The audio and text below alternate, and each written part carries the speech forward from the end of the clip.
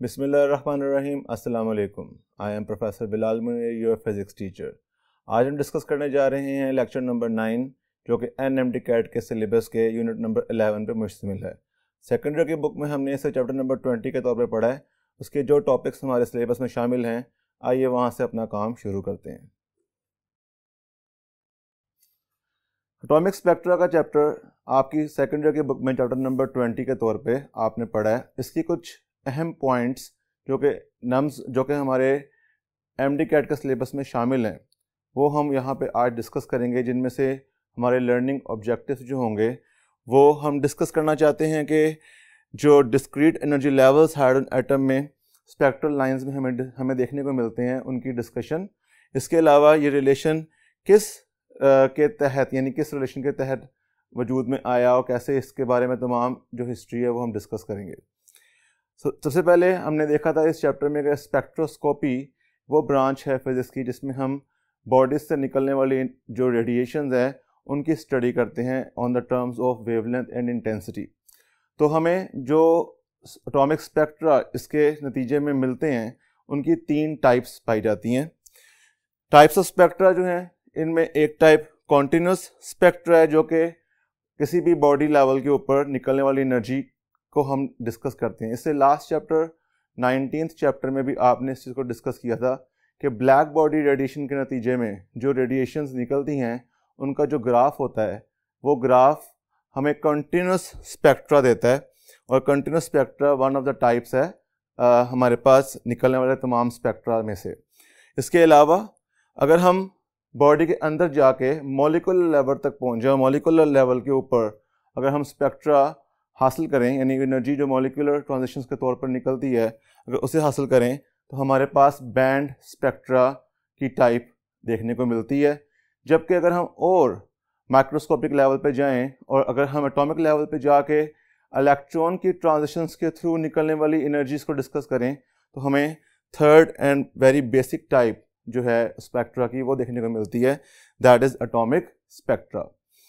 तो हमारे पास discussion of atomic spectra में मज़ीद जाने से पहले हमें ये चीज़ डिस्कस करनी पड़ेगी कि ये जो एटॉमिक स्पेक्ट्रा का इस तमाम डिस्कशन है, इसके लिए एटम के स्ट्रक्चर को समझना बहुत ज़रूरी है। इसके लिए हमारी बुक में बोहर्स मॉडल अवेलेबल है जिसकी अंडरस्टैंडिंग हमें काफ़ी हद तक इस टॉपिक के बारे में बहुत सी बातें समझा सकती है। पहले हम बोहर्स मॉडल को डिस्कस करेंगे and then we will go to the discussion about atomic spectra and spectral series.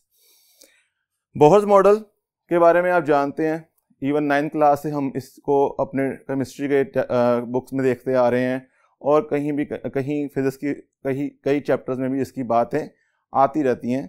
So Bohr's model को डिस्कस करने से पहले हमें याद है कि रदरफोर्ड ने जो न्यूक्लियस का मॉडल एटम का पेश किया था वो काफ़ी हद तक एक्सेप्ट हुआ, लेकिन कुछ चीज़ें उसमें लिमिट थी जो कि वो समझा नहीं सका था, जिसको नील बोहर ने फर्दर समझा के इस मॉडल को मुकम्मल किया। और वही मॉडल आज तक जो है हमारी डिस्कशन का हिस्सा है। एटम को हम इसी मॉडल की नज़र से साइंस में देखते और समझते हैं।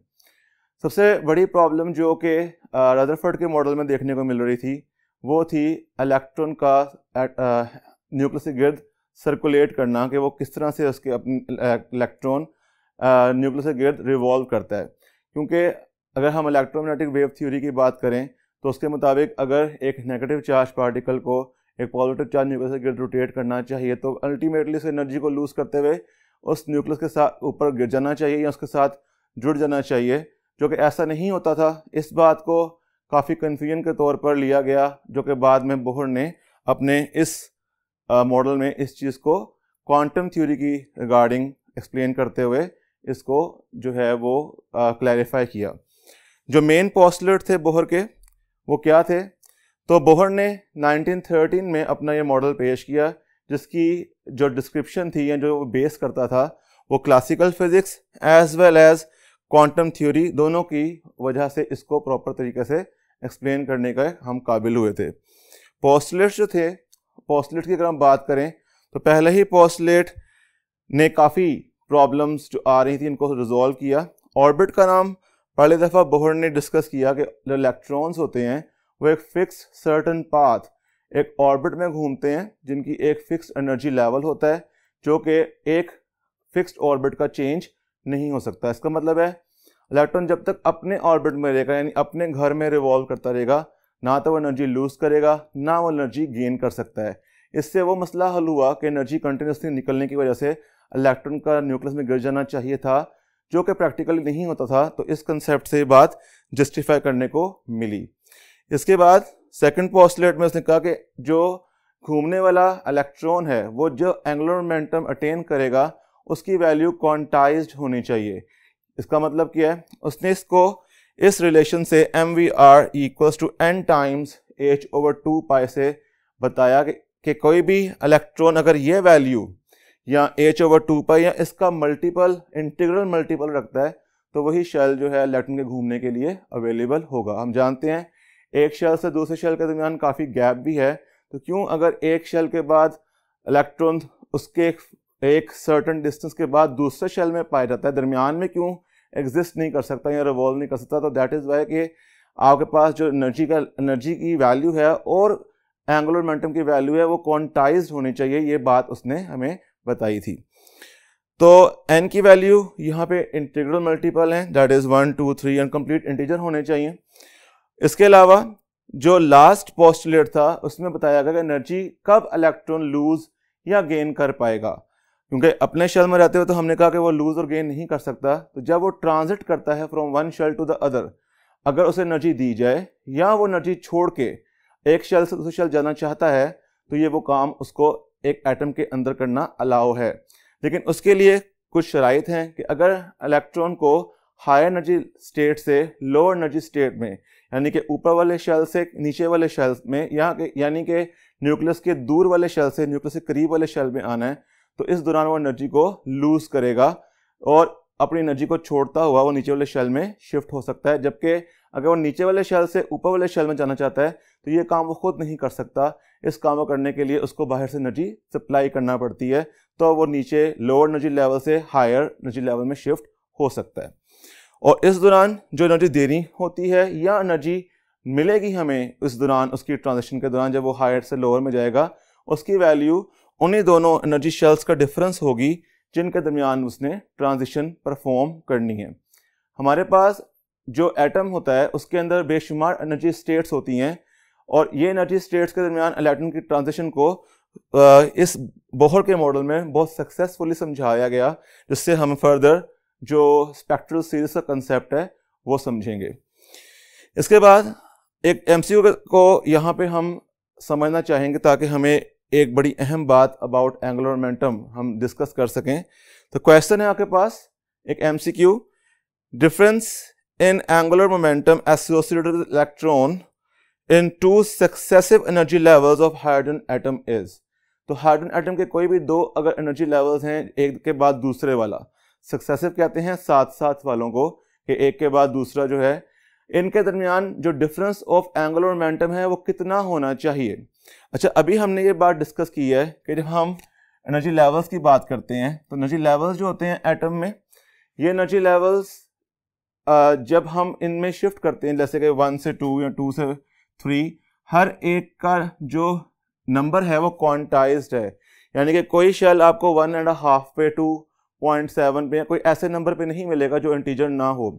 और हमने कहा है कि हमेशा वही एनर्जी लेवल्स सूटेबल होते हैं इलेक्ट्रॉन के लिए जिनकी वैल्यू h/2 या उसका मल्टीपल हो। अब अगर पहले शेल का एंगुलर मोमेंटम h/2 है तो दूसरे शेल का जो एंगुलर मोमेंटम होगा वो 2 टाइम्स h/2 होगा। अगर हम इन दोनों का डिफरेंस देखें तो ये डिफरेंस जो है ये 2h/2 माइनस h/2, तो आपका आंसर h/2 आएगा और ये आंसर आपके पास चार्ली ऑप्शन पे लिखा हुआ है। लेकिन इससे पहले कि हम अपना आंसर चुने हमें देखना चाहिए क्या कोई और ऑप्शन भी तो ऐसी नहीं जो कि यहाँ पे सही बनती हो। तो अगर हम देखें तो h/2 की न्यूमेरिकल वैल्यू क्या है ये हमें वैसे ही याद होनी चाहिए जैसे कि हमने स्पीड ऑफ लाइट या प्लैंक्स कांस्टेंट की वैल्यूज याद रखी हुई हैं।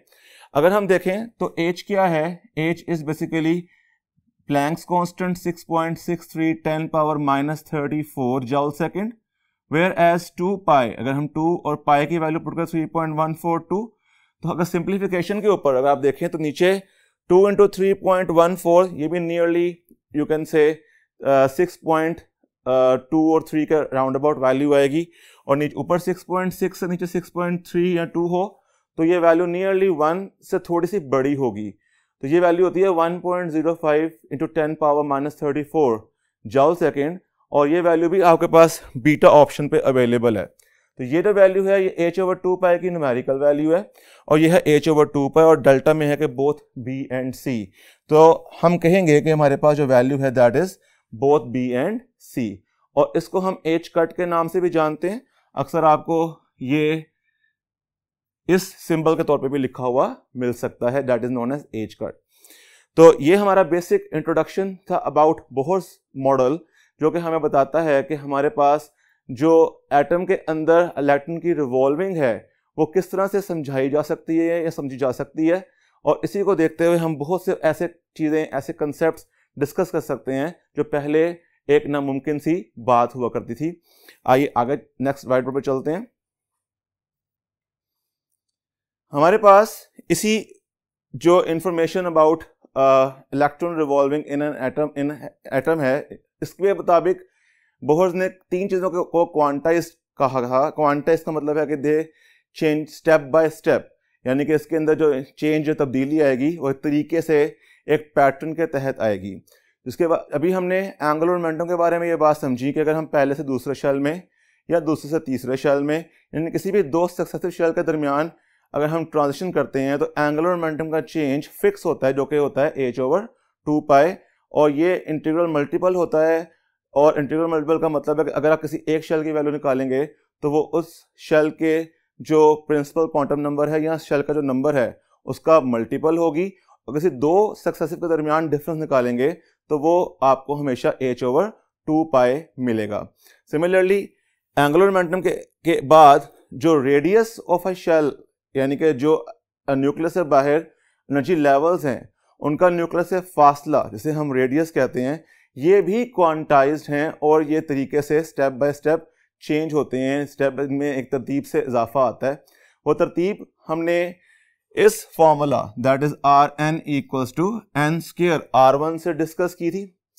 Rn equals to n square R1 हमें क्या बताता है कि अगर हम किसी भी शेल जिसका नंबर हमें मालूम है, shell number 1, 2, 3, 4 up to infinity तक ये वैल्यूज बढ़ सकती हैं, तो हमारे पास अगर हमें शेल का नंबर पता है और हम उसका रेडियस मालूम करना चाहते हैं तो हमें उस शेल के नंबर का square multiply by a constant value R1 करना पड़ेगा।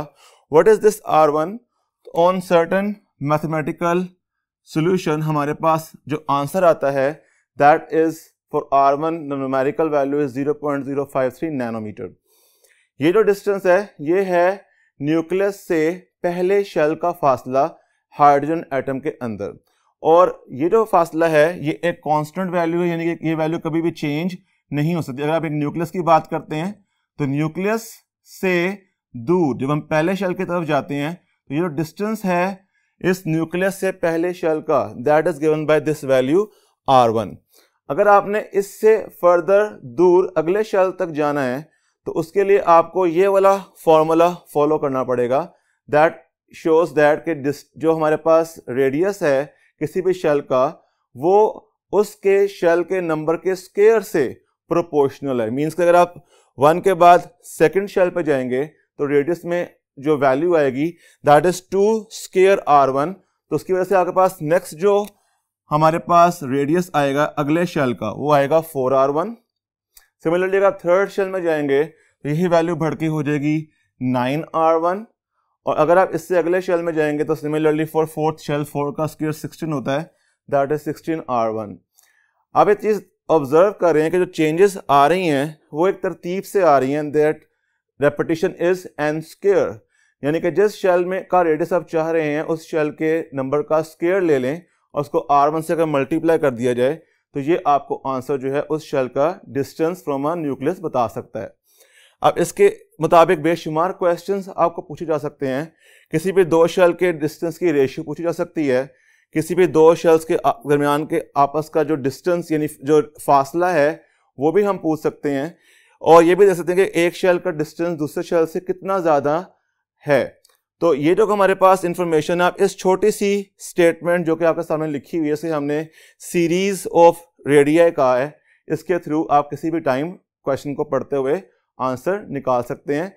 इसकी कुछ प्रैक्टिस भी हम करेंगे। इसके बाद देखिएगा, इस इंफॉर्मेशन ऑफ सीरीज से हमें जो बड़ी अहम बात अबाउट स्पेक्ट्रल सीरीज मिलती है वो ये है कि ये हमें बताता है, इट शोज दैट रेडियाई जब इंक्रीज करता है इन अ स्पेसिफिक मैनर, जो कि हमने फॉर्मूला अभी डिस्कस किया किस तरह से इंक्रीज करता है, तो ये हमें बताएगा जो एनर्जी इस दौरान एक शेल से दूसरे शेल में इलेक्ट्रॉन के जाने के लिए निकलेगी, क्योंकि रेडियस एक तरतीब से बदल रहा है, तो निकलने वाली एनर्जी का जो वेवलेंथ होगी वो भी एक स्पेसिफिक वैल्यू रखेगी। यही बात हमें एटॉमिक स्पेक्ट्रा के बनने के दौरान देखने को मिली थी, जो हमें लाइन की फॉर्म में यानी कि तरतीब से डिस्क्रीट वैल्यूज ऑब्जर्व हुई थी। इसके बाद अगर हम देखें तो थर्ड एंड लास्ट जो क्वांटिटी जिसको क्वांटाइज्ड बोहर ने समझाया था कि वो भी तरतीब से बदलती है, वो है energies. Energy of a electron in any certain shell can be given by En। अब En जो है हमारे पास, ये En है energy of the nth shell, जो कि हम निकाल सकते हैं बहुत इजीली एक फॉर्मूला से, दैट इज -E0/n²। n के बारे में तो आप समझ चुके हैं क्या है, ये है principal quantum number and that is the number of shells जो कि हम डिस्कस कर रहे हैं यहाँ पे 1 2 3। They can be integer only that starts from 1। और ये जो हमारे पास n है ये डिनोमिनेटर में नजर आ रहा है आपको, और साथ में इसका स्क्वायर है, और ऊपर जो है कांस्टेंट वैल्यू है E0, and this E0 have a numerical value 13.6 electron volt. ये 13.6 electron volt Bohr's first energy कहलाती है, यानी पहले शेल की, हार्डन के पहले शेल की जो एनर्जी है वो 13.6 इलेक्ट्रॉन वोल्ट होती है। और अगर आप फर्दर अगले शेल्स की एनर्जी निकालना चाहते हैं तो आपको इस फॉर्मूला में बार बार इस n की वैल्यू को पुट करना पड़ेगा। तो n की वैल्यू को अगर हम वैल्यूज को बारी बारी पुट करें इस फॉर्मूला के अंदर, तो आप देखेंगे कि हमारे पास जो सीरीज है कुछ इस तरह है, -E0 पहले शेल की एनर्जी, -E0/4 दूसरे शेल की, बिकॉज सेकंड शेल के लिए 2 का स्क्वायर करना पड़ेगा, तो आपको आंसर -E0/4 मिलेगा। देन थर्ड शेल के लिए -E0/9 एंड फोर्थ शेल के लिए -E0/16। ये जो हमारे पास वैल्यूज आई हैं, इस तरह से अगर हम चाहें तो पहली 4 से 5 वैल्यूज जो हैं अगर उनको याद कर लिया जाए न्यूमेरिकली, तो हमारा क्वेश्चंस पेपर में कई गुना आसान हो जाते हैं, और बहुत सी मैथमेटिकल प्रैक्टिस से हम ड्यूरिंग द पेपर बच जाते हैं, हमारा वक्त भी बच जाता है, और ये इधर ही याद कर लेना बहुत बेहतर और बहुत आसान है। ठीक है, अगर हम इसको याद करते हैं, यहाँ पे देखिएगा कि अगर पहली वैल्यू -13.6 इलेक्ट्रॉन वोल्ट है इलेक्ट्रॉन के पास, और दूसरी वैल्यू अगर हम यहाँ पे सॉल्व करें -E0/4, तो आंसर मिलेगा हमारे पास -3.4 इलेक्ट्रॉन वोल्ट, और तीसरे शेल के लिए -1.51 इलेक्ट्रॉन वोल्ट, चौथे शेल के लिए -0.85, और पांचवें शेल के लिए -0.54 एंड सो ऑन। अगर आप अगला करेंगे तो -0.38 एंड सो ऑन आता रहेगा। तो ये जो हमारे पास शुरू के एनर्जी लेवल्स हैं, इनकी एनर्जीज को याद कर लेना आपके लिए बहुत सूटेबल है।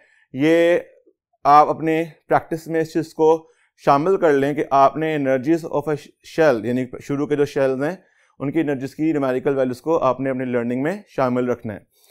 अच्छा, अब यहाँ से भी आपसे वो बेशुमार क्वेश्चंस पूछ सकता है, और यहाँ के जो क्वेश्चंस होंगे वो कुछ इस तरह हो सकते हैं कि वो किसी भी दो शेल की एनर्जी रेशियो पूछ सकता है, आपसे पूछ सकता है कि जी किसी भी दो शेल का एनर्जी डिफरेंस बताएं, ठीक है, या किसी दो शेल वो सक्सेसिव शेल भी सकते हैं, और कोई पर्टिकुलर 2 डिफरेंट शेल्स भी हो सकते हैं, लाइक चौथा और पहला, तीसरा और दूसरा, इस तरह से कोई भी शेल के दरमियान एनर्जी वेरिएशन पूछ सकता है। इस वैल्यू को याद करने का यही फायदा होगा कि आपको ये वैल्यूज निकालना, इनके डिफरेंस निकालना, इनके रेशियोज निकालना काफ़ी आसान होगा। रेशियोज के लिए तो हम फॉर्मूला यूज़ करेंगे, ज़्यादा सूटेबल है, ज़्यादा इजी टू अप्लाई है।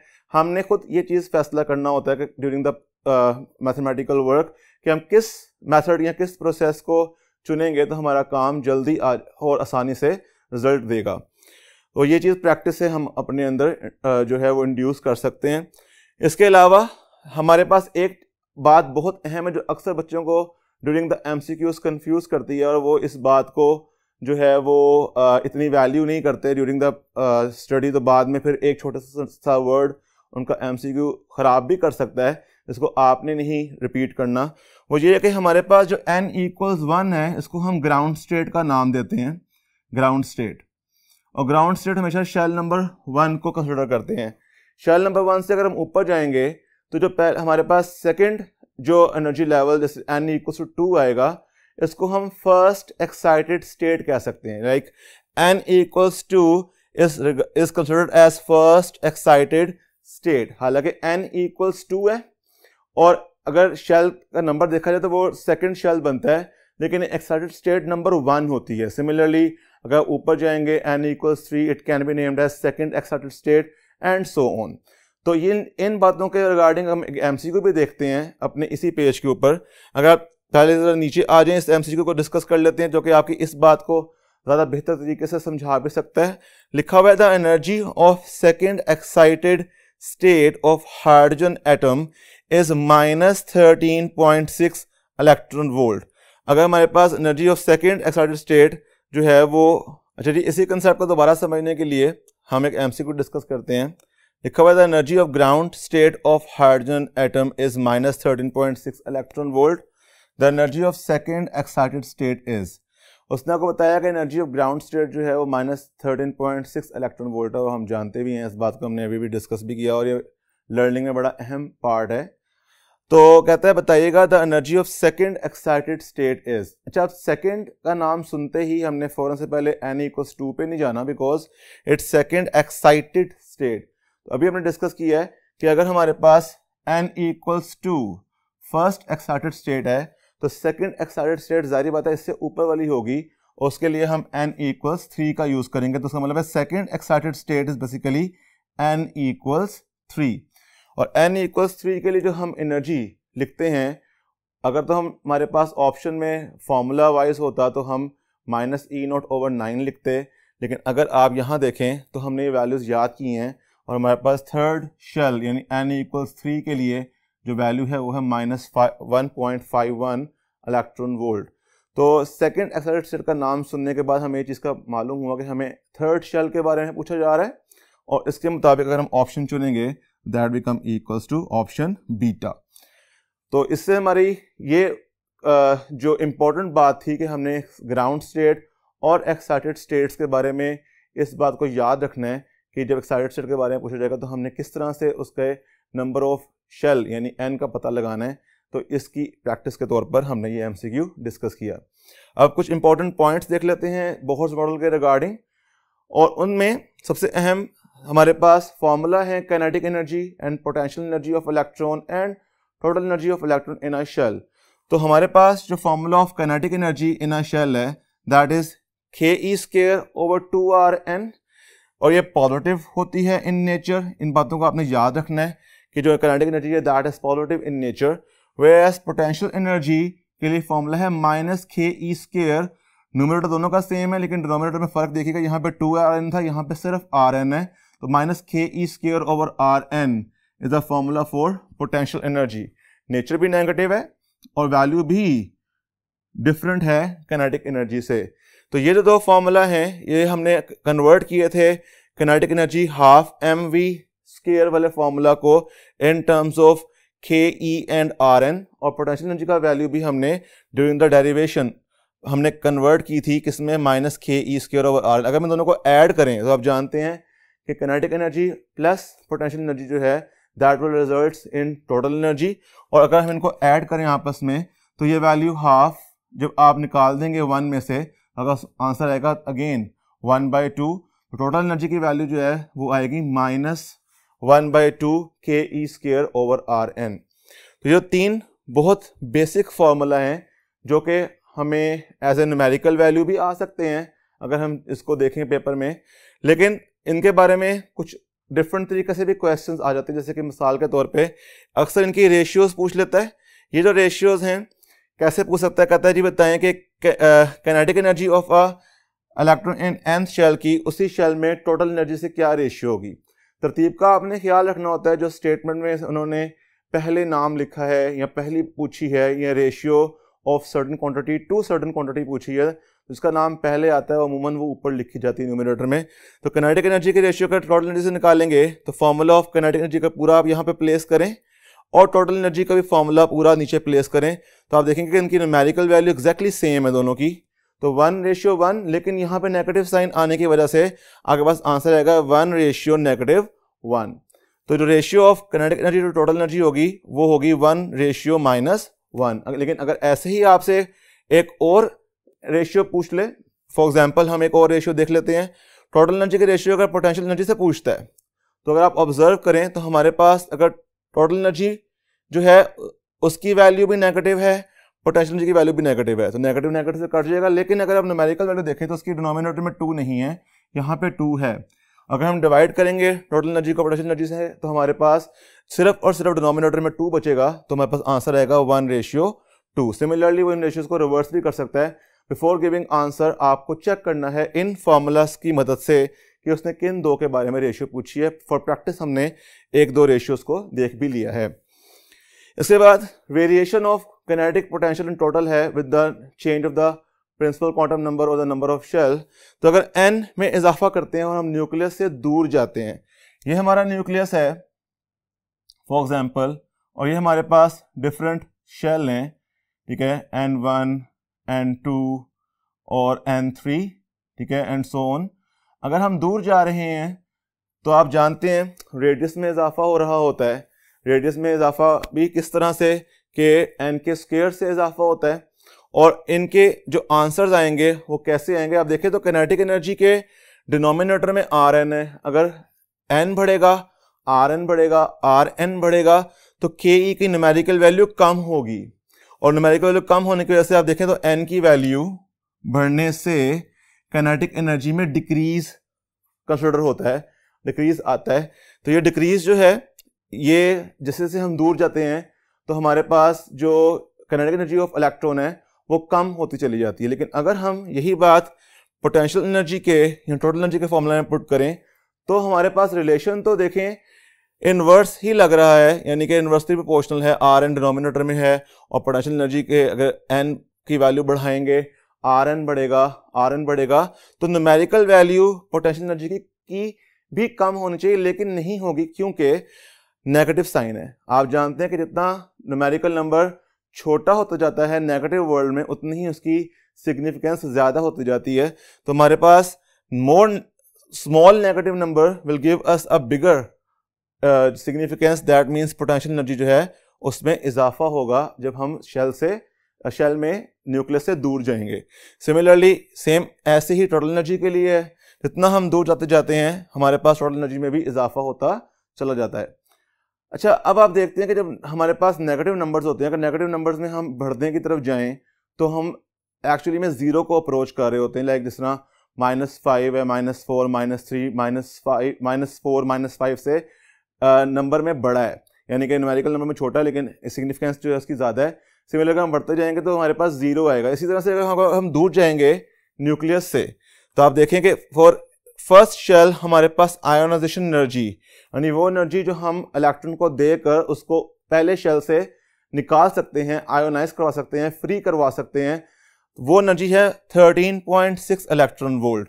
इतनी एनर्जी अगर हम सप्लाई करें उस इलेक्ट्रॉन को जो कि पहले शेल में मौजूद है तो वो उसको लीव कर सकता है। और इस के बाद अगर हम मज़ीद आगे बढ़ते जाते हैं तो हमारे पास जो एनर्जीज़ हैं आयोनाइजेशन एनर्जीज़, अगर आप वो देखें तो न्यूमेरिकल नंबर में छोटी होती जाती हैं, जबकि अगर वैल्यू देखें तो -3.4 is basically the bigger number than -13.6। That means second shell के इलेक्ट्रॉन को आयोनाइज करना पहले शेल के मुकाबले में ज़्यादा एनर्जी चाहिए, ठीक है। और सिमिलरली अगर कम एनर्जी चाहिए -3.4, एक्चुअली में जो हमारे पास एनर्जी शेल के इलेक्ट्रॉन के पास मौजूद है, अगर हम सप्लाई करेंगे और वो एनर्जी जो इलेक्ट्रॉन को मिलेगी, सबसे मुश्किल हमारे पास जो एनर्जी है वो फर्स्ट शेल की, दैट इज 13.6 इलेक्ट्रॉन वोल्ट, किसी भी सोर्स को देके भेजनी पड़ेगी अगर हम चाहते हैं इलेक्ट्रॉन को रिलीज करवाना। सिमिलरली अगर हम दूर जाते जाएं और हम n = इन्फिनिटी पे पहुंच जाएं तो n = इन्फिनिटी मतलब बहुत दूर जाते जाते हमारे पास एनर्जी की न्यूमेरिकल वैल्यू कम होते 0 इलेक्ट्रॉन वोल्ट रह जाएगी, यानी कि हमें कोई एनर्जी नहीं देनी पड़ेगी इस इलेक्ट्रॉन को निकालने के लिए, जो कि पहले से ही n इक्वल्स टू इन्फिनिटी में मौजूद है, बिकॉज वो न्यूक्लियस की जो फील्ड है उससे पहले ही बाहर जा चुका है या पहले ही इतना दूर है कि उसको कोई एनर्जी रिक्वायर्ड नहीं है इससे अलग होने के लिए। इसके बाद हमारे पास जो लास्ट इंपॉर्टेंट पॉइंट हमने लिखा हुआ यहाँ पे वो है कि अगर हम नंबर ऑफ शेल को बढ़ाते हैं तो आयनाइजेशन एनर्जी की वैल्यू कम होती जाती है, ठीक है, यानी कि ईजी होता जाता है इलेक्ट्रॉन को लूज करवाना या उससे अलग करवाना, क्योंकि जब आप दूर की तरफ जाते हैं, दूर की तरफ जाने के लिए हमारे पास जो एनर्जी जो के बाउंडनेस जो होती है न्यूक्लियस की तरफ से इलेक्ट्रॉन पे वो कम होती जाती है, और इस तरह से कम एनर्जी देकर भी हम इलेक्ट्रॉन को उसके शेल से अलग या आज़ाद करवा सकते हैं। सिमिलरली हमें कम आयनाइजेशन पोटेंशियल देकर ही किसी इलेक्ट्रॉन को भेजना पड़ेगा आयनाइजेशन करवाने के लिए, यानी कि जिस सोर्स के थ्रू हम आयनाइजेशन करवा रहे हैं उसका पोटेंशियल भी कम होता चला जाता है। इस बात को मजीद डिस्कस करते हुए अगर हम एक MCQ के तौर पे इसको देखें, एज क्वांटम नंबर इंक्रीजेस, अगर हम दूर की तरफ जाते हैं शेल की तादाद के नंबर बढ़ते हैं, energy difference between consecutive energy level is, अगर हम देखेंगे हमारे पास जो डिफरेंस ऑफ एनर्जी है हमारे पास दो शेल के दरमियान, उसमें क्या चेंज आएगा। तो अगर आप इसको वैसे देखते अगर बाय द फॉर्मूला तो ज़रा मुश्किल था, लेकिन आप न्यूमेरिकल वैल्यू के थ्रू देखो तो न्यूमेरिकल वैल्यू में हमारे पास देखें तो -13.6 और -3.4, अगर इनका डिफरेंस निकाला जाए तो ये डिफरेंस बड़ा आएगा एज कंपेयर टू -3.4 और -1.51। इसका मतलब है जब मैं पहले शेल से दूसरे शेल में गया हूं तो ये एनर्जी डिफरेंस बड़ा है एज कंपेयर टू अगर मैं दूसरे से तीसरे शेल में जाऊं। सिमिलरली अगर हम और आगे भी चेक करते जाएं तो हर अगले दो एनर्जी लेवल्स के दरमियान अगर हम डिफरेंस निकालें तो वो एनर्जी लेवल का डिफरेंस पहले के मुकाबले में कम होता जाएगा। ये एक बहुत अहम और बहुत क्रूशियल पॉइंट है कि जब हम शेल में न्यूक्लियस के सबसे करीब होते हैं तो पहले शेल का दूसरे शेल से जो डिफरेंस ऑफ एनर्जी है वो सबसे ज़्यादा आता है as compare to all other shell difference. अगर जैसे कि पहले शेल का दूसरे से ज़्यादा है, उससे कम है दूसरे का तीसरे से, उससे कम है तीसरे का चौथे से, और ये जो न्यूमेरिकल नंबर्स हैं इसका प्रूफ भी हैं। आप किसी भी दो वैल्यूज को आपस में सब्ट्रैक्ट करके इस बात को जस्टिफाई कर सकते हैं। तो बाय दिस इंफॉर्मेशन अगर हम देखें तो इस MCQ में अगर हम क्वांटम नंबर इंक्रीज करेगा तो किसी भी दो कंसेक्यूटिव एनर्जी लेवल के दरमियान जो डिफरेंस है वो डिक्रीज करेगा। एनर्जी लेवल के बढ़ने से जो एनर्जी का डिफरेंस होता है दो शेल के दरमियान वो डिक्रीज करता है। Very important point. चलते हैं नेक्स्ट इंपॉर्टेंट पॉइंट की तरफ। नेक्स्ट पॉइंट जो हमारे पास है, इस सारी इंफॉर्मेशन को देखते हुए तो हमने कहा कि एनर्जी जब एक शेल से दूसरे शेल के दरमियान इलेक्ट्रॉन ट्रांजिट करते हैं, ड्यूरिंग दिस ट्रांजिशन एनर्जी को वो एमिट करते हैं। ये बताया गया था बोहर्स ने अपने थर्ड पोस्टुलेट के अंदर, और इस थर्ड पोस्टुलेट में उसने बताया था कि जो एनर्जी एमिट होगी या एनर्जी जो चाहिए होगी ड्यूरिंग द ट्रांजिशन, कब एमिट होगी और कब चाहिए होगी, इस बारे में हम जानते हैं कि as electron travels from the lower energy level to higher energy level, तो उसे बाहर से एनर्जी सप्लाई करनी पड़ती है। और अगर इलेक्ट्रॉन जंप करता है from higher energy level towards lower energy level, तो जाहिर बात है कि वो एनर्जी जिसके पास एक्सेस होगी वो छोड़ते हुए नीचे आएगा। और ये एनर्जी वो छोड़ता है जो कि एटम से बाहर निकलती है, ये वो एनर्जी होती है जिसको हम ड्रॉ करते हैं, यानी इसकी हम जो इन्वेस्टिगेशन करते हैं और हमें उससे स्पेक्ट्रल सीरीज जो हैं वो मिलती हैं। डिपेंड करता है किस शेल से किस शेल में इलेक्ट्रॉन ट्रांजिट कर रहा है, और इस ट्रांजिशन को देखते हुए जो थर्ड पोस्टुलेट था उसकी एक मॉडिफाइड फॉर्म हमने देखी थी, and that modified form will lead us to the जो एनर्जी ऑफ द जो स्पेक्ट्रल सीरीज हैं और उनकी वेवलेंथ के बारे में हमें इंफॉर्मेशन मिलती है इससे। तो ये रिलेशन जो हमारे पास है that is 1/λ equals to RH over 1/p² minus 1/n²। ये रिलेशन में अगर देखा जाए तो लेफ्ट साइड क्या है, लेफ्ट साइड आपको निकलने वाली रेडिएशन की वेवलेंथ के बारे में इंफॉर्मेशन दे रही है, जबकि राइट साइड पे आपके पास तीन बातें मौजूद हैं, जिसके एक पहला कांस्टेंट है that is known as Rydberg constant.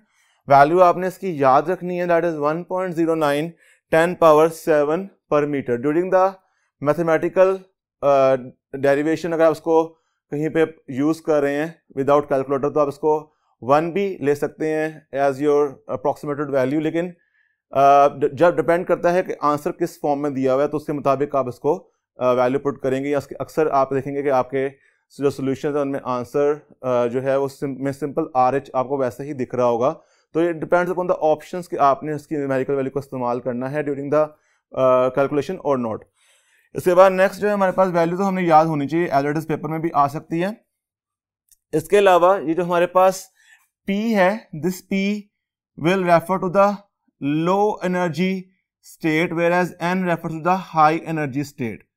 ये बात याद रखिएगा कि हमारे पास जो जितनी भी एनर्जी स्टेट है सबको हम N से डिनोट करते हैं, लेकिन अगर हमें ये बताया जाए कि हम एनर्जी लेवल के दरमियान ट्रांजिशन देख रहे हैं और उन एनर्जी लेवल्स में से किसी एक की वैल्यू बड़ी और किसी एक की छोटी होती है, तो अमूमन हम जो छोटी एनर्जी लेवल्स हैं उनको हम P से डिनोट करते हैं और जो हायर वाले होते हैं उनको हम N का नाम देते हैं। तो इस फॉर्मूला में इस्तेमाल करने के लिए जो लोअर एनर्जी लेवल होगा उसको हम P और जो हायर होगा उसको हम N से डिनोट करेंगे।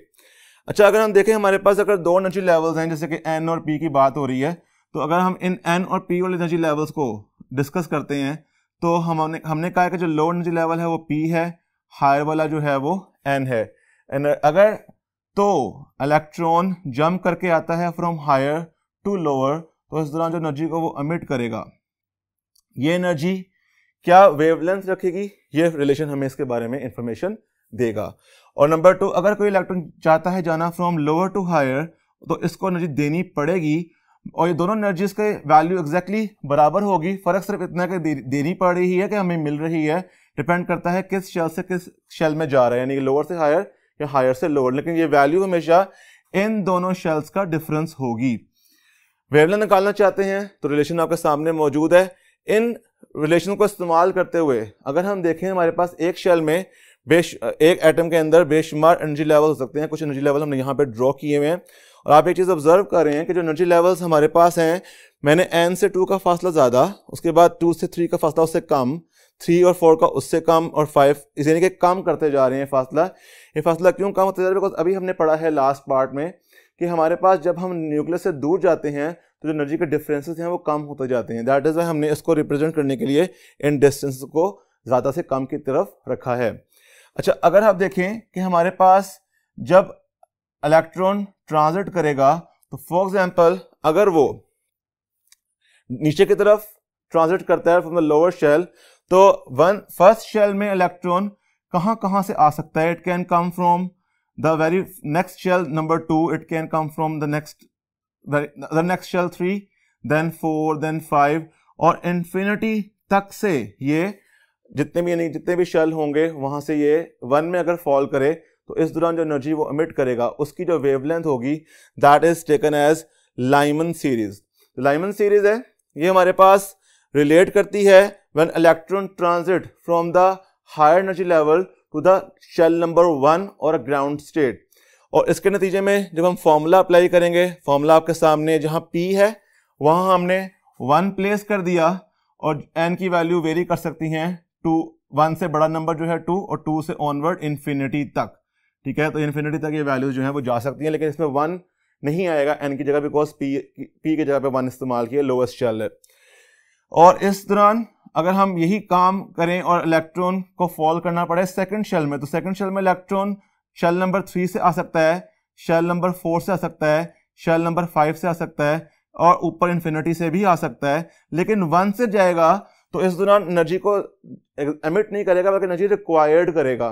तो ये केस हमारे पास एटॉमिक स्पेक्ट्रा की सीरीज में नहीं आ सकता। That is why for Balmer series जो हमारे पास हायर एनर्जी लेवल यानी कि N की वैल्यूज होती हैं वो 2 के बाद से शुरू होती हैं, जैसे कि 3, 4, 5 अप टू इन्फिनिटी। और इसके केस में जो एनर्जी जो सीरीज हमारे पास बनती है that is known as Balmer series. और बार्मर सीरीज में आप देख रहे हैं कि जो स्मॉलर शेल है उसकी वैल्यू 2 रख दी गई है, जबकि N की वैल्यू वेरी कर सकती है 3 से इन्फिनिटी तक।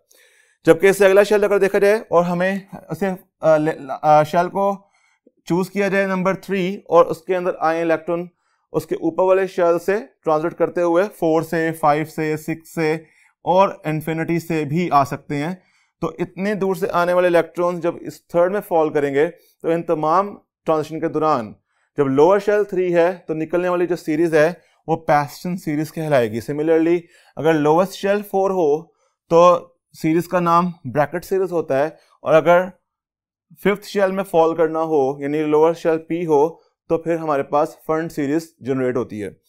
याद रखिएगा कि आपको इन नामों से इनके लोवेस्ट शेल की वैल्यूज भी मिल सकती हैं। लाइमन के लिए 1, बार्मर के लिए 2, पैशन के लिए 3, ब्रैकेट के लिए 4 और फंड के लिए 5।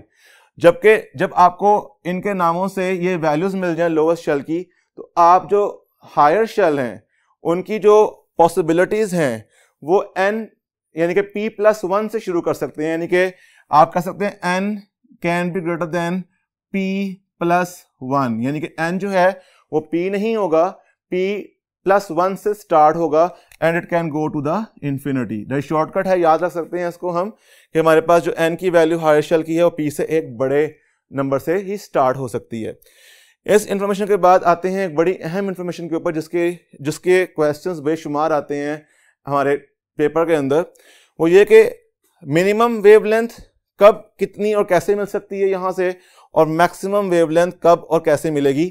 तो आप मिनिमम वेवलेंथ और मैक्सिमम वेवलेंथ होती क्या है पहले तो ये डिस्कस करते हैं। देखें, हमने पढ़ा हुआ कि एनर्जी का ताल्लुक लैम्डा से हम इन्वर्स है। जब भी कभी किसी भी फोटोन की एनर्जी की बात करते हैं तो वेवलेंथ और एनर्जी आपस में दूसरे के इन्वर्सली प्रोपोर्शनल है। अगर एनर्जी फ्रिक्वेंसी ज़्यादा अमिट हो रही है तो उसकी वेवलेंथ छोटी होगी, अगर एनर्जी और या फ्रिक्वेंसी कम अमिट हो रही है तो उसकी वेवलेंथ ज़्यादा होगी।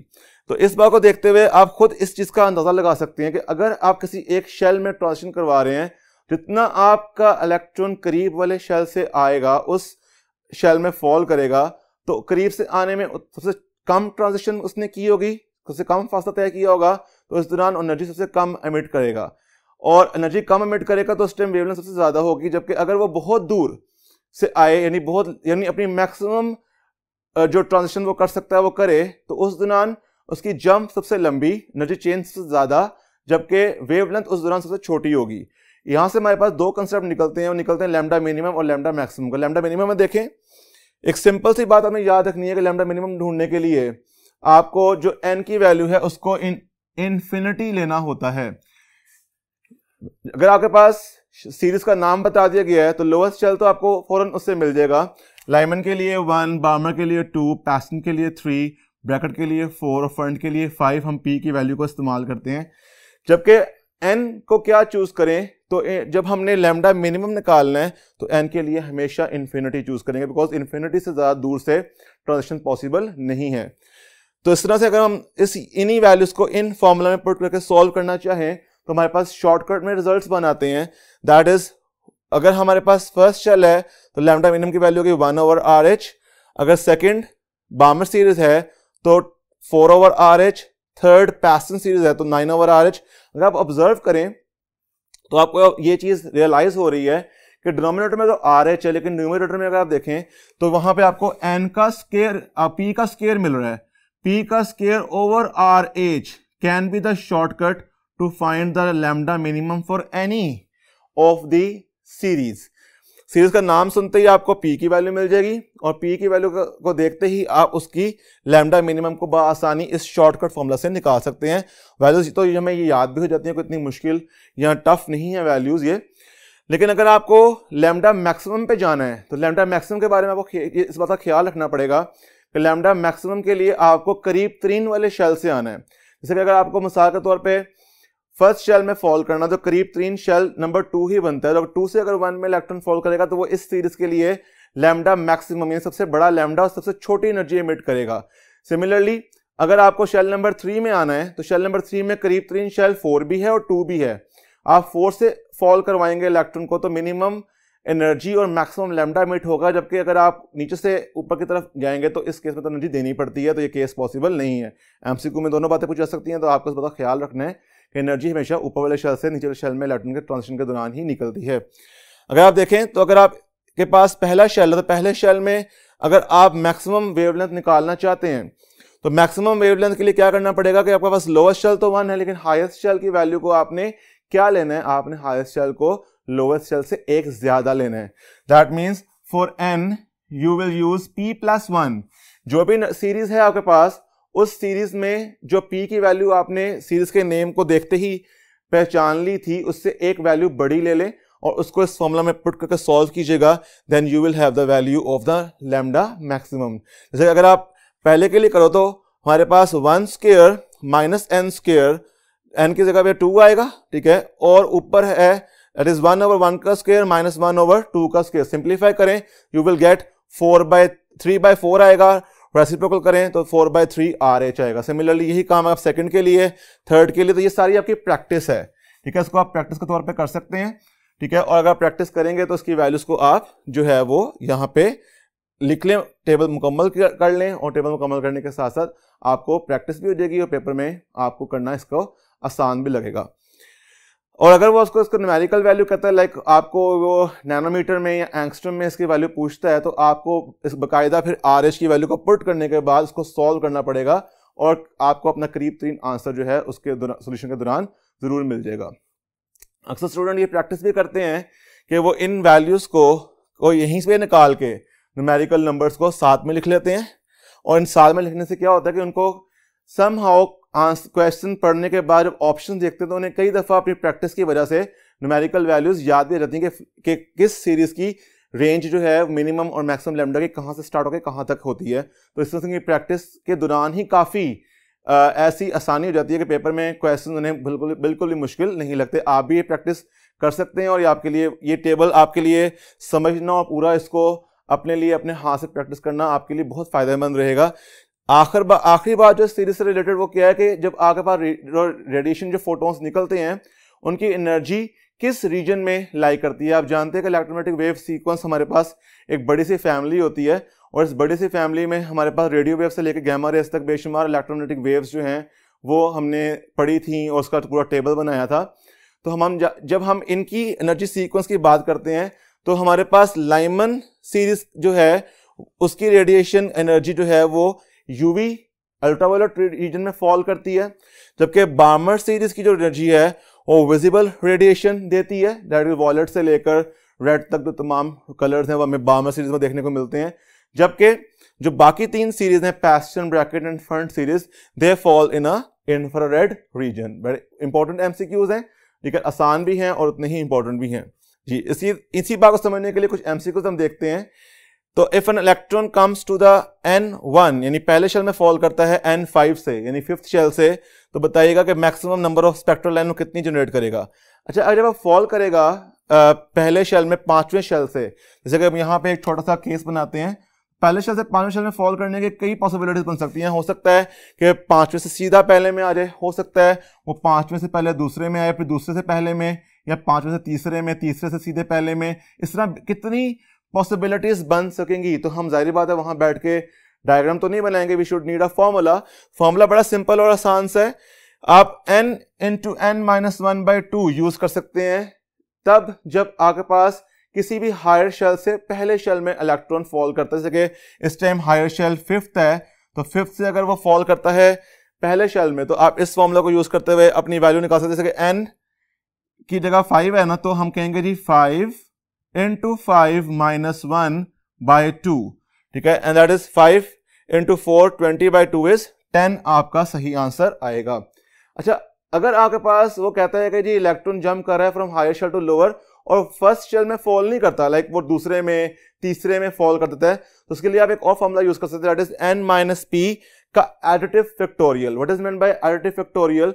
अगर आपके पास हायर शेल 5 है, लोअर शेल 1 या 1 के अलावा कोई भी है, this is more general formula. तो आप 5 - 1 का एडिटिव फैक्टोरियल करेंगे, आपके पास आंसर आएगा 4 factorial. What is meant by 4 factorial? जिन्होंने फैक्टोरियल की प्रैक्टिस पहले नहीं की हुई, बड़ा आसान है। इसके लिए जो नंबर आपके पास आता है उस नंबर को लिखें, साथ में प्लस इस नंबर से एक कम, दैट इज 3, फिर प्लस इससे एक कम, दैट इज 2, फिर प्लस इससे एक कम 1 तक आपने इनको आपस में ऐड करते जाना है। जैसे कि 4 फैक्टोरियल मीन 4 + 3 + 2 + 1, 6 फैक्टोरियल मीन 6 + 5 + 4 + 3 + 2 + 1, ठीक है। तो ये आपने ऐड करेंगे, 4 3 7 2 हमारे पास 9 + 1 10 हमारे पास आंसर आएगा। तो ये भी आपको सेम आंसर दे रहा है, बट ये जो फॉर्मूला है, ये फॉर्मूला आपको ज्यादा ऑप्शंस में आंसर दे पाएगा, इवन अगर लोअर शेल 1 के बगैर कुछ और है तब भी। तो ये आपके पास बड़ा अहम इंपॉर्टेंट केस है जो कि हमने डिस्कस किया है। सिमिलरली अगर हम यहाँ पे देखें, लिखा हुआ है विच of the following transition in hydrogen atom gives an emission of highest frequency. Highest frequency in तमाम ट्रांजिशन में से कौन सी वाली ट्रांजिशन देगी? अब आप जानते हैं कि अगर आप ट्रांजिशन देखना चाहते हैं, हमने कहा था जितनी लंबी ट्रांजिशन या दूर से होगी उतनी ज़्यादा एनर्जी फ्रिक्वेंसी वो इमिट करेगा। लेकिन यहाँ पे आपने एक बात का खास ख्याल रखना है कि अगर आप ऑप्शंस देखें तो ऑप्शन में 2 से 1, 3 से 2, 4 से 3 शेल में आया, 5 से 2। अगर आप डिफरेंस निकालें तो कुछ लगेगा शायद 5 से 2 में आना सबसे लंबी जंप है, लेकिन ये रॉन्ग ऑप्शन है। क्यों? क्योंकि आप एक बात जान चुके हैं कि 1 का डिफरेंस 2 से इन सब शेल में सबसे ज्यादा है, यानी कि फर्स्ट शेल में कोई इलेक्ट्रॉन भी फॉल करेगा सबसे ज्यादा एनर्जी डिफरेंस की वो फोटोन को एमिट करेगा। दैट इज वाई याद रखिएगा, अगर आपके पास ऑप्शन में लोअर शेल 1 है तो आप हमेशा उस ऑप्शन को चुनेंगे जिसमें इलेक्ट्रॉन फर्स्ट शेल में फॉल कर रहा है, बिकॉज इस सीरीज में फॉल करने पर एनर्जी सबसे ज्यादा निकलती है, जो कि आपने ऊपर भी देखा है कि फर्स्ट शेल में एनर्जी यूवी रेडिएशन की अंदर यानी कि अल्ट्रावायलेट में फॉल करती है, इसकी रेडिएशन की एनर्जी विजिबल और इंफ्रारेड से भी ज्यादा होती है। दैट इज वाई अगर आप फर्स्ट शेल में इलेक्ट्रॉन फॉल करवा रहे हैं तो फर्स्ट शेल में इलेक्ट्रॉन की निकलने वाली एनर्जी बाकी तमाम स्पेक्ट्रल सीरीज से सबसे ज्यादा होगी। तो इसलिए इस लिहाज से हम अल्फा को इस केस में चुनेंगे। तो ये इंपॉर्टेंट पॉइंट को हमने इस डायग्राम से भी और इवन ऊपर वैल्यू से भी जस्टिफाई किया है। नेक्स्ट क्वेश्चन देखिएगा, when the electron in hydrogen atom jump from N2 to N1 the wavelength emitted radiation is lambda. When electrons jump from N3 to N1 the wavelength emitted is.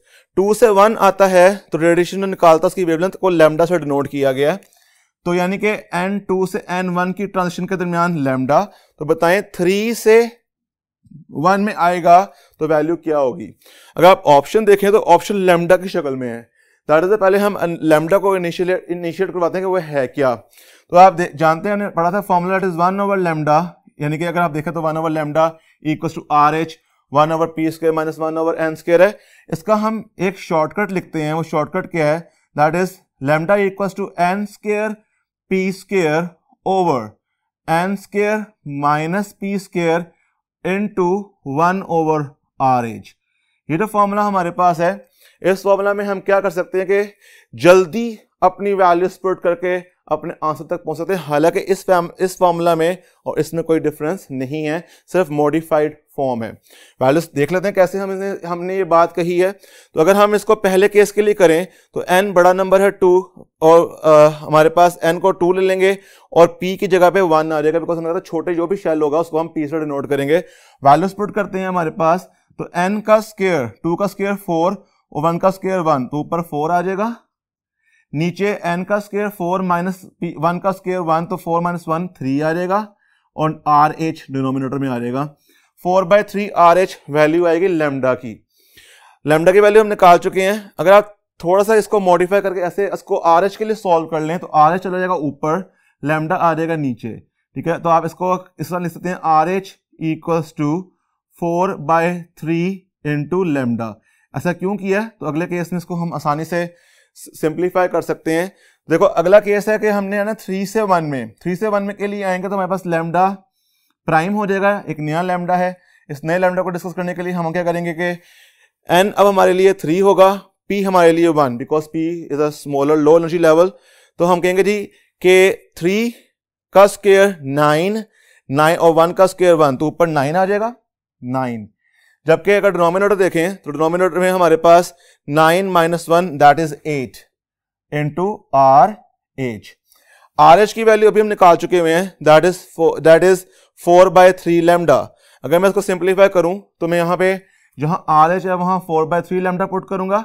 RH denominator में है, जब यहां पे value put होगी simplify होने के लिए reciprocal हो जाएगी, तो बन जाएगा lambda prime equals to 9/8 and that is 3/4 lambda. ऊपर मल्टीप्लाई करें 9 को और 3 को, दैट इज 27 और नीचे आ जाएगा 8 into 4 दैट इज 32 लैम्डा। और आपके पास आंसर जो आएगा दैट इज 27/32 लैम्डा, और सही ऑप्शन ये है अल्फा। तो एक ही क्वेश्चन में 2 दफा सेम फॉर्मूला की प्रैक्टिस कराई गई है ताकि आपको उसकी वैल्यू निकालना आए, देन सिंपली सिर्फ वैल्यू को रिप्लेस किया है तो आपने अपना न्यू लैम्डा ओल्ड लैम्डा की शक्ल में निकाल लिया। सिमिलरली अपनी प्रैक्टिस को मुकम्मल करने के लिए कुछ MCQs और देखते हैं। हमारे पास एक डायग्राम बनी हुई नजर आ रही है और इस डायग्राम में आपको कुछ शेल नंबर दिखाई दे रहे हैं 1 से लेकर 4 तक और कुछ एरोज रिप्रेजेंट किए हुए हैं, इलेक्ट्रॉन्स की ट्रांजिशन शो की हुई हैं। पूछा हुआ है कि बताएं कौन सी ट्रांजिशन जो है आपको सबसे मोस्ट एनर्जी वाला फोटोन निकाल कर देगी। अगर आप एकदम इसके ऊपर नजर डालते हैं तो अगर आप थोड़ा सा भी गौर कम करें तो आप फंस सकते हैं इस आंसर क्वेश्चन में। कैसे कि आपको सबसे लंबी लाइन ये नजर आ रही होगी जो 1 में है और ये सीखा भी है कि 1 के अंदर ट्रांजिशन जो है सबसे ज्यादा एनर्जी देती है, लेकिन इसका एरो अगर देखें तो वो 1 से 3 की तरफ है। इसमें एनर्जी एमिट नहीं होगी, इसमें एनर्जी देनी पड़ेगी। उसने कहा एमिट किस में होगी? एमिट उसी में हो सकती है जिसमें हमारे पास एरोज हायर से लोअर की तरफ हैं। तो आप देख रहे हैं कि जो 2 से 1 की तरफ इलेक्ट्रॉन आएगा इस दौरान वो एनर्जी सबसे ज्यादा देगा। सही ऑप्शन जो हमारे पास इस टाइम है वो है ऑप्शन अल्फा, लेकिन जो हमारे पास ट्रांजिशन है वो है सी।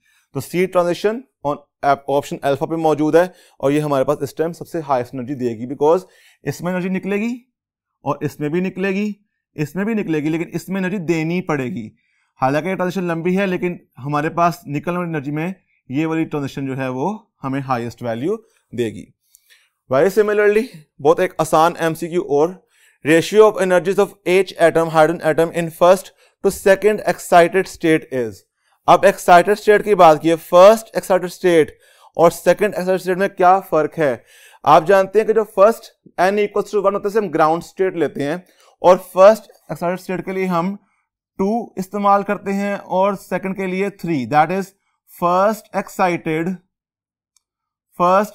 State and this one is second excited state. और इनकी हमने क्या करना है, रेशियो निकालनी है energies of ratio first to second. इसका मतलब है हम निकालना चाहते हैं E2 की रेशियो E3 से। अब इसके लिए आप क्या करेंगे, जाहिर बात है न्यूमेरिकल वैल्यू इस्तेमाल नहीं कीजिएगा, आप सिर्फ फॉर्मूला यूज करें and you will get your answer. ये बनेगा -E0/4 डिवाइडेड बाय -E0/9। तो जब आप इसको सिंप्लीफाई करेंगे और रेसिप्रोकल करेंगे तो ये वाला वैल्यू ऊपर आ जाएगी और आपके पास आएगा रेशियो 9/4। तो correct option for this is 9/4। और कुछ सिंपल से एमसीक्यूज और देके अपना काम मुकम्मल करते हैं।